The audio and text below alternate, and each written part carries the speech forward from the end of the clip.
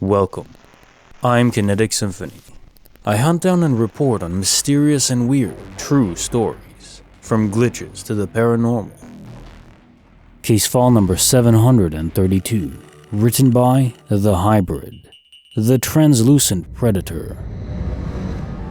I've been dying to get this off my chest for years to people who don't think I'm crazy, as it's rather maddening. Before I start, I don't believe in things like Bigfoot, werewolves, ghosts, and so on, but it doesn't mean I'm able to explain what happened that night. It was a long time ago. I was a teenager.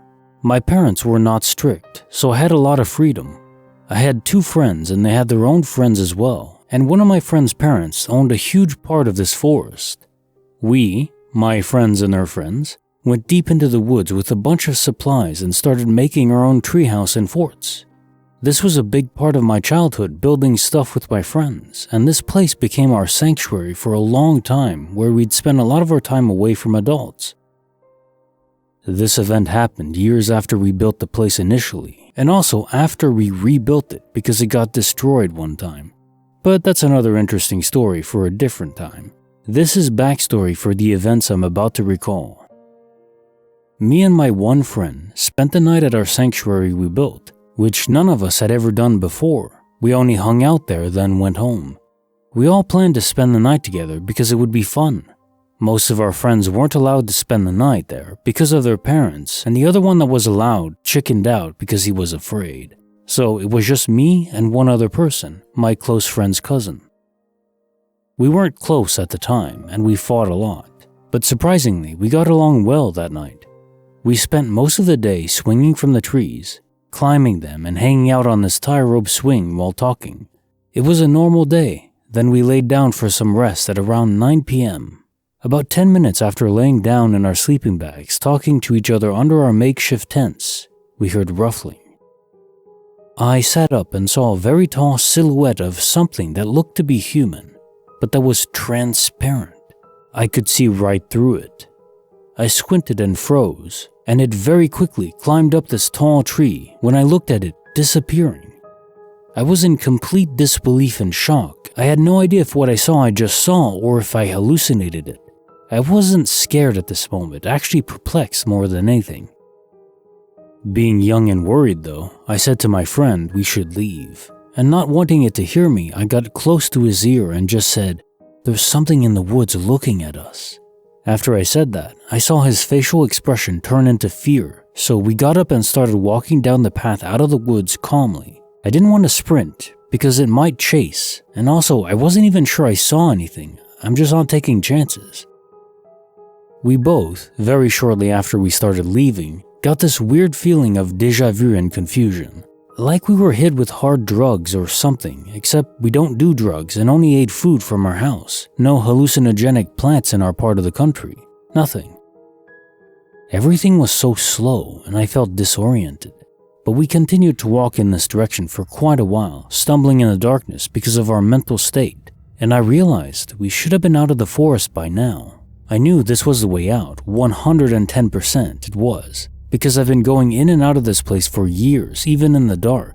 Yet I didn't recognize all the trees around us, just the path. It was like our surroundings were changing.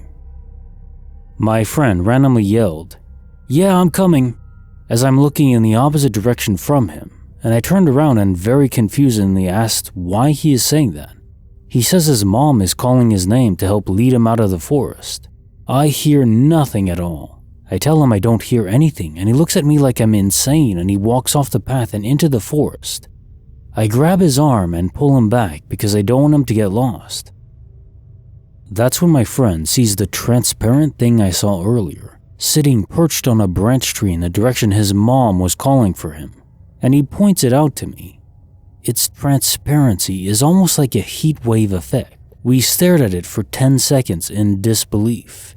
It looked like a transparent being, but we were trying to discern if it was something else and we were just imagining it being live, because there was no movement. But then it hunched down, like it's trying to stalk or be stealthy, and it quickly climbed up the tree a little more and went to the next one, then the next one, getting closer to us. We don't hear it at all. It's completely silent. Its silence is exemplified by the fact that all other creatures have gone completely silent too, which I had only begun to realize in that moment, that not a single bug or animal had made a sound since we started leaving. This is when our curiosity of if we were both tripping and were mistaking something turned to fear once we began to see it move. Once it got above us though, the only thing we heard is the crunching of the branch that had weight on it. Every little sound that is made is so distinct because it's quiet and remote. We can't see it because the top of the trees were so dark. We start actually running, terrified, not walking anymore. We hear noises in the tree above us until it fades away ahead of us as if it ran ahead, but the sound was a lot quieter than if a normal animal was running tree to tree, as if this thing was light, but it wasn't very small, so that made no sense.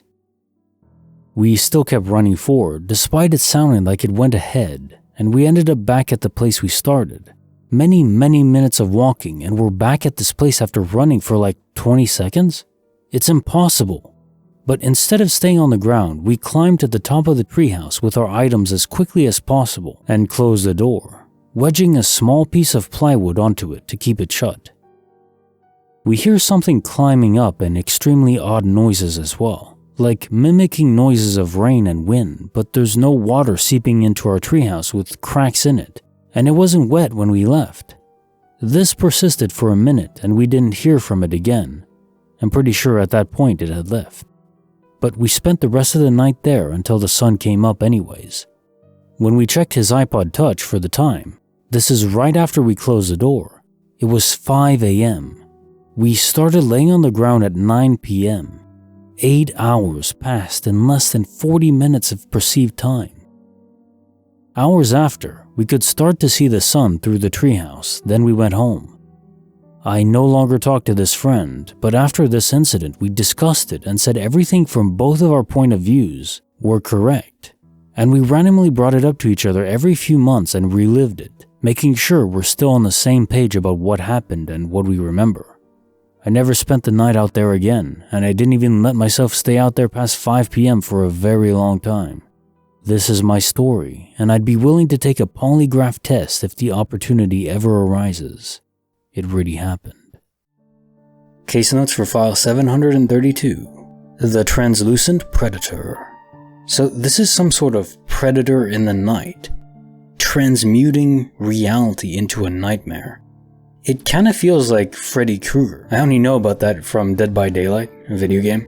In it, I assume it's the same in the lore, but in it, if you get hit, you transmute into a dream zone, a nightmare zone, where everything doesn't feel quite right. And this would lapse in with the time loss you experienced, because in the nightmare zone, time isn't exactly passing the same way. I guess it was borrowed from Stranger Things, or one or the other borrowed from it. Where in the upside down world, time doesn't pass at the same rate. So it does seem that, for some reason, you were both trapped into this alternate pocket dimension of this entity.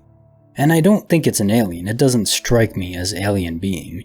I mean, yeah, the only comparison would be in fiction of the Predator being able to cloak itself, but it doesn't strike me as some Arnold Schwarzenegger event.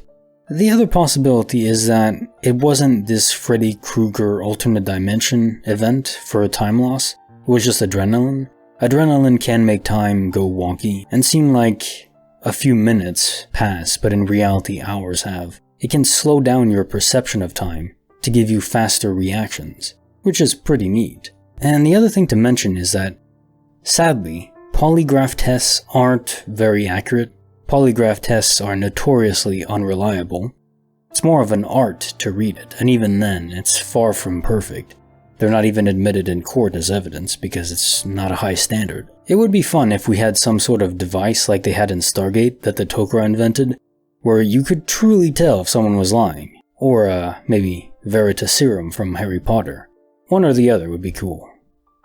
Perhaps one day.